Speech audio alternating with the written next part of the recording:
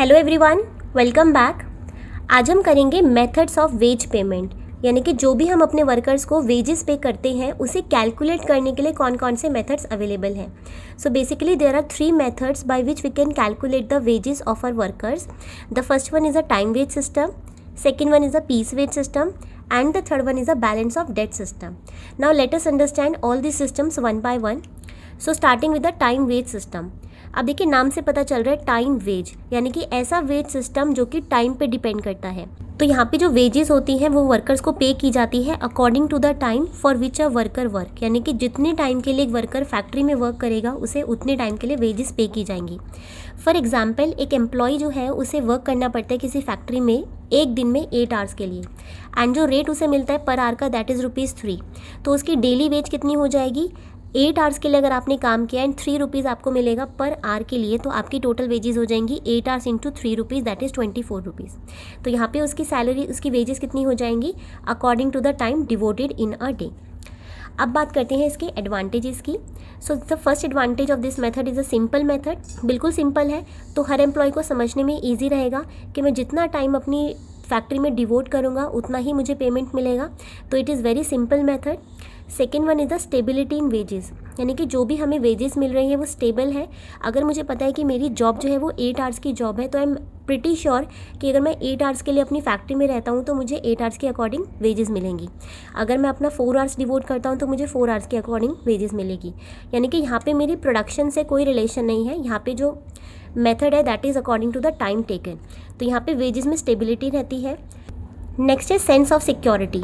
तो यानी कि जो भी वर्कर्स को वेजेस पे की जा रही हैं वो अकॉर्डिंग टू द टाइम है। तो जब टाइम के अकॉर्डिंग आपको वेजेस मिलेंगी तो आपके अंदर एक सिक्योरिटी की सेंस बनी रहती है कि मुझे यहाँ पे कम से कम इतनी वेजेस तो मिलेंगी ही। अगर मैं 8 आवर्स डिवोट करूँगी तो मुझे 8 आवर्स के अकॉर्डिंग पेमेंट मिलेगी। अगर मैं 7 आवर्स डिवोट करूँगा तो मुझे 7 आवर्स के अकॉर्डिंग पेमेंट मिलेगी। तो एम्प्लॉयज़ के बीच में जो है एक सेंस ऑफ सिक्योरिटी बनी रहती है। Next is the quality production. अब देखिए यहाँ पे जब वर्कर्स जो है जब वो काम कर रहे हैं और उन्हें पेमेंट मिल रही है अकॉर्डिंग टू द टाइम, तो उन्हें कोई जल्दबाजी नहीं है कि मुझे प्रोडक्शन जल्द से जल्द कंप्लीट करना है। तो यहाँ पे जो है एम्प्लॉयज़ जो वर्कर्स है वो आराम से अपनी प्रोडक्शन को कंप्लीट कर सकते हैं और यहाँ पे जो वो प्रोडक्ट्स बनाएंगे वो क्वालिटी प्रोडक्ट्स बनाएंगे। नेक्स्ट है यूनिटी ऑफ लेबर। अब देखिए हर वर्कर को जो है वो वेजेस पे की जा रही है अकॉर्डिंग टू द टाइम। अब एक वर्कर है जिसने 8 आवर्स में जो है, मान लीजिए 8 आवर्स में उसने 7 यूनिट्स प्रोड्यूस की, वहीं पे दूसरा एम्प्लॉय है जिसने सेम 8 आवर्स में 10 यूनिट्स प्रोड्यूस की। तो जो दोनों की वेजेस है वो अकॉर्डिंग टू द टाइम है। तो इसने भी 8 घंटे डिवोट करे, इसने भी 8 घंटे डिवोट करे, तो जो दोनों को वेजेस मिलेंगी वो कितनी मिलेंगी? 24 ही मिलेंगी। तो यानी कि जब वेजेस सेम रहेंगी एम्प्लॉयज़ में तो वहाँ पर कोई भी झगड़े की जड़ नहीं रहेगी and there is a unity of labour. तो लेबर में कोई भी मतभेद नहीं रहेगा। Next is a proper care of machine, tools and has economical, यानी कि जब आप क्वालिटी प्रोडक्ट्स प्रोड्यूस कर रहे हो, आपको पता है कि मुझे वेजेस टाइम के अकॉर्डिंग पे होने वाली हैं, तो यहाँ पे आप मशीन्स की भी प्रॉपर देख रेख कर पाएंगे, टूल्स को भी अच्छे से आप हैंडल करोगे एंड इसलिए ये जो मेथड है ज़्यादा इकोनॉमिकल है as compare to other method जहाँ पे एम्प्लॉयज़ को जल्दबाजी होती है प्रोडक्शन कंप्लीट करने की। तो यहाँ पे उन्हें कोई भी हरीनेस नहीं है जिसकी वजह से वो मशीन्स, टूल्स एंड इक्विपमेंट्स का प्रॉपर केयर कर पाते हैं। अब बात करते हैं डिसएडवांटेजेस की। तो देखिए जो सबसे फर्स्ट डिसएडवांटेज है that is no distinction between efficient and inefficient worker, यानी कि ये जो मेथड है पेमेंट का, यहाँ पे आप कोई भी एफिशिएंट और इनएफिशिएंट वर्कर में डिस्टिंक्शन नहीं कर रहे हो। अभी हमने पीछे देखा था कि एक एम्प्लॉय है जो कि 7 यूनिट्स प्रोड्यूस कर रहा है 8 घंटे में, वहीं दूसरा वर्कर है वो 10 यूनिट्स प्रोड्यूस कर रहा है और दोनों को ही जो वेजेस है वो 24 मिल रही हैं क्योंकि दोनों ही 8 आवर्स डिवोट कर रहे हैं। तो क्या जो एफिशिएंट वर्कर है उसके बीच में और इस एम्प्लॉय के बीच में कोई भी डिफरेंशिएशन हुआ है? नहीं, क्योंकि दोनों को ही जो वेजेस मिल रही है दैट इज़ एट पार। तो यहाँ पे कोई भी डिफरेंशिएशन ना होने की वजह से कहीं ना कहीं जो एफिशिएंट वर्कर्स होते हैं वो डीमोटिवेट हो जाते हैं। So there is no distinction between efficient and inefficient. Next है workers become dull and lazy. देखिए जो हमारे वर्कर्स हैं वो क्या हो जाएंगे जब उन्हें पता है कि उन्हें जो पेमेंट मिल रही है that is according to time. तो आपको जो पेमेंट मिलेगी दैट इज़ 8 आवर्स के अकॉर्डिंग मिलेगी कि आप एक फैक्ट्री में कितना टाइम डिवोट करते हो। तो 2 एम्प्लॉयज़ हैं, 2 वर्कर्स हैं, एक ने 8 घंटे में बहुत सारा काम किया और दूसरे ने 8 घंटे में कुछ भी काम नहीं किया। तो यहाँ पे जो वर्कर्स जो है कुछ भी काम नहीं कर रहा, वो क्या करेगा, जब इसे दिख रहा है कि ये वाला एम्प्लॉय है जो को कुछ भी नहीं कर रहा और मैं जो हूँ 8 घंटे में बहुत सारा काम कर रहा हूँ, तो ये भी क्या करेगा, ये भी डल और लेज़ी हो जाएगा लाइक दिस एम्प्लॉय। और ये क्या करेगा, हमेशा ट्राई करेगा कि मुझे काम को अवॉइड करने का। तो ये जो वर्कर्स होते हैं, जब उन्हें पता है कि पेमेंट अकॉर्डिंग टू टाइम होने वाली है, so the workers become lazy and dull and they always try to avoid the work. Next होता है discontentment among workers as efficient workers are not properly rewarded. अब देखिए, अभी हमने बोला कि जो एफिशिएंट वर्कर है उसे तो आप रिवॉर्ड नहीं दे रहे हो। अब जो इनएफिशिएंट वर्कर था उसी के अकॉर्डिंग आप सैलरी जो वेजेस मुझे पे कर रहे हो, दे आर एट पार, तो मुझे भी वही वेजेस मिल रही हैं और उसको भी वही वेजेस मिल रही हैं, तो मैं क्यों इतना एफिशिएंटली वर्क करूँ। तो जो एफिशिएंट वर्कर्स होते हैं उन्हें कहीं ना कहीं डिससेटिस्फेक्शन होना स्टार्ट हो जाता है फ्रॉम देयर जॉब। नेक्स्ट है कि इस मेथड में हमें क्लोज सुपरविजन की रिक्वायरमेंट होती है। जैसा कि हमने बोला कि जो वर्कर होते हैं, जब उन्हें पता है कि मुझे टाइम के अकॉर्डिंग पेमेंट मिलेगी, चाहे हम प्रोडक्शन करें या ना करें, तो ऐसे में जो वर्कर है वो खाली बैठना पसंद करेंगे। हो सकता है जो काम जो 8 घंटे में होना था, जो काम उन्हें 4 घंटे में होना था, उसके लिए वो 8 घंटे लगा रहे हैं, बहुत धीरे धीरे प्रोडक्शन कर रहे हैं। तो यहाँ पे हमें क्या करना पड़ेगा, क्लोज सुपरविजन रखना पड़ेगा एम्प्लॉयज़ के ऊपर, वर्कर्स के ऊपर, देखने के लिए कि कोई एम्प्लॉय या कोई वर्कर खाली तो नहीं बैठा। तो यहाँ पे क्लोज सुपरविजन की रिक्वायरमेंट है, जिसकी वजह से हमें काफ़ी सारे सुपरवाइजर्स को अपॉइंट करना पड़ेगा, जिसकी वजह से हमारा वेज बिल जो है वो हाई हो जाएगा। नेक्स्ट है workers try to make the work last as long as possible. यानी कि वर्कर्स क्या करेंगे, अगर उन्हें पता है कि उनका जॉब 4 घंटे में कंप्लीट हो गया, तो उन्हें पता है उन्हें पेमेंट 4 आवर्स के अकॉर्डिंग मिलेगी। लेकिन अगर उन्हें पता है कि उन्होंने अपना जो वर्क है वो 8 घंटे में ही पूरा किया, तो वो फैक्ट्री में तो रहेंगे 8 घंटे तक, तो 8 घंटे तक उन्हें पेमेंट मिलेगी 8 घंटे की। तो यहाँ पे वर्कर्स क्या करते हैं कि वो वर्क को ट्राई करते हैं कि जितना ज़्यादा डिले कर सके उतना ज़्यादा करने का ट्राई करते हैं, ताकि उनके टाइम के अकॉर्डिंग वेजेस ज़्यादा से ज़्यादा बन पाए। अब बात करते हैं पीस वेज सिस्टम की। अब देखिए, नाम है पीस वेज सिस्टम, यानी कि ऐसा वेज सिस्टम जहाँ पे पेमेंट कैसे की जाएगी, अकॉर्डिंग टू द पीस। यानी कि यहाँ पे वेजेस दी जाती है according to the work done या फिर पीस प्रोड्यूस। कोई वर्कर जो है वो कितना काम कर रहा है या फिर कितने पीस या यूनिट्स की प्रोडक्शन कर रहा है, उसके अकॉर्डिंग उसकी वेजेस को डिसाइड किया जाता है। फॉर एग्जाम्पल, एक वर्कर है जिसने 10 यूनिट्स प्रोड्यूस किया 1 डे में, एंड जो रेट है वो पर यूनिट के अकॉर्डिंग 10 रुपीज़ है, तो उसे पर डे कितना वेजेस मिलेगा, 10 यूनिट्स प्रोड्यूस की एंड 10 रुपीज़ के अकॉर्डिंग उसकी वेजेस हो जाएंगी 100 रुपीज़। वहीं अगर दूसरे दिन उसने जो है 12 यूनिट्स प्रोड्यूस की, तो 10 रुपीज़ के अकॉर्डिंग उसकी नेक्स्ट डे की जो वेजेस हो जाएंगी दैट इज़ ₹120। तो यहाँ पे जो वेजेस होती हैं वो डिसाइड की जाती हैं, कैलकुलेट की जाती है according to the units produce या फिर पीस प्रोड्यूस्ड। तो यहाँ पे जो अर्निंग हो जाएंगी वो कितनी हो जाएंगी, units completed into rate per unit. तो कितने यूनिट्स आप प्रोड्यूस कर रहे हो पर डे पर, और आपका पर यूनिट का रेट क्या है, इन दोनों को मल्टीप्लाई करेंगे, so you will get the daily wages. अब बात करते हैं इस मेथड के कुछ एडवांटेजेस की।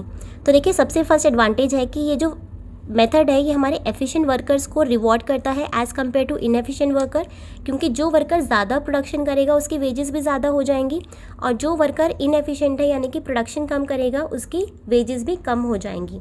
तो एफिशिएंट वर्कर्स को ज़्यादा रिवॉर्ड दिया जाता है as compare to inefficient workers. Second है हमारे पास workers are induced to work more hard. अब देखिए, जब वर्कर्स को पता है कि हमारी एफिशिएंसीज को रिवॉर्ड मिल रहा है, तो वर्कर्स भी क्या करेंगे, अपनी तरफ से और ज़्यादा काम करने का ट्राई करेंगे। अगर उन्हें पता है कि हम एक दिन में 10 यूनिट्स प्रोड्यूस कर रहे हैं, तो वो क्या करेंगे, अपनी वेजेस को और ज़्यादा करने के लिए क्या करेंगे कि इससे भी ज़्यादा प्रोडक्शन करने का ट्राई करेंगे, लाइक 12 यूनिट्स पर डे।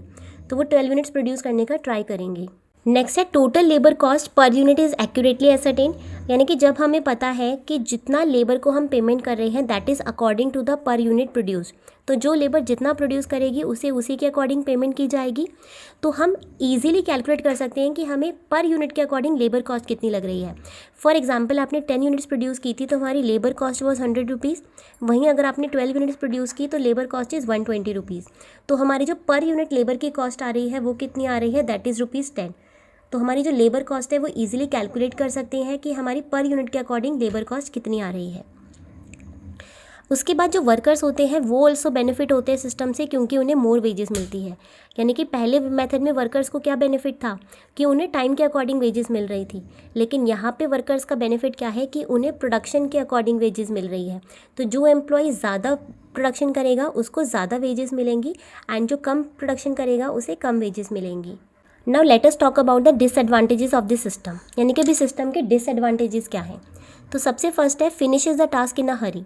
अब देखिए, जब एम्प्लॉयज़ को पता है, वर्कर्स को पता है कि हमें जो भी वेजेस मिलने वाली है that depends upon the production, higher the production higher will be the wages, तो वो क्या करेंगे, अपनी जॉब को कंप्लीट करने के लिए बहुत जल्दी जल्दी काम करेंगे, जिसकी वजह से जो हमारे आउटपुट है उसकी क्वालिटी भी डिटोरिएट हो सकती है। नेक्स्ट डिसएडवांटेज है कि जब वर्कर्स को पता है कि उन्हें प्रोडक्शन के अकॉर्डिंग पेमेंट मिलने वाली है, तो वो क्या करेंगे, ज़्यादा प्रोडक्शन करने के लिए हमारे टूल्स, मशीन्स और इक्विपमेंट्स को जो है वो बहुत ज़्यादा केयरलेसली हैंडल करेंगे, बिल्कुल भी केयर नहीं करेंगे कि मशीन ख़राब हो रही है या मशीन बहुत देर से चल रही है।